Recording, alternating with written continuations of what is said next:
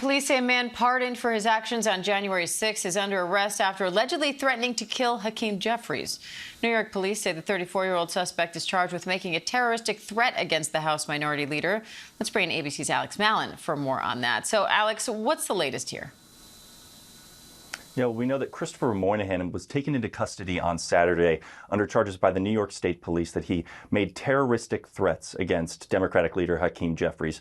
Those included texts that he was sending to an unidentified individual that included saying, quote, "I cannot allow this terrorist to live, and even if I am hated, he must be eliminated." Now, obviously, this comes at a time of real rising political violence and fears that people are going to move forward and acting on those threats across the country. This was allegedly in advance of an event that Hakeem Jeffries was set to attend in New York. And so police were obviously quick to make this arrest. Now, Moynihan was previously charged in connection with the attack on the Capitol, and investigators described him as one of the first to enter the building that day. He was charged with a felony obstruction of official proceeding and sentenced to 21 months in prison. At the time of his pardon, he was out of custody. He had already been released from prison, but obviously this reflects a lot of concerns that we heard from law enforcement after President Trump issued those vast pardons of nearly all the 1,590 people who were charged in connection with the Capitol attack, that they might be a risk of recidivism, and they might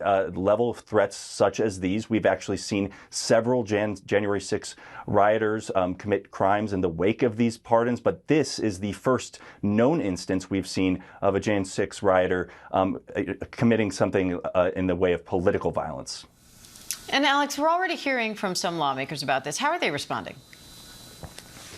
No, we heard Jeffries himself issue a statement, obviously condemning this person's actions, thanking law enforcement, and then condemning President Trump's pardons, basically saying that this paved the way for what we're seeing with this case. And he assumes other cases where these convicted felons, in many instances, people who attacked law enforcement, will commit or threaten to commit more crimes. We heard from House Speaker Mike Johnson. He also did condemn this person's actions, but then he kind of pivoted and said that the real political violence problem is on the left, pointing to obviously the recent assassination of Charlie Kirk and other threats cases that have been made in recent years, really trying to kind of turn the tables and after this arrest and say that Democratic violence is the real problem here.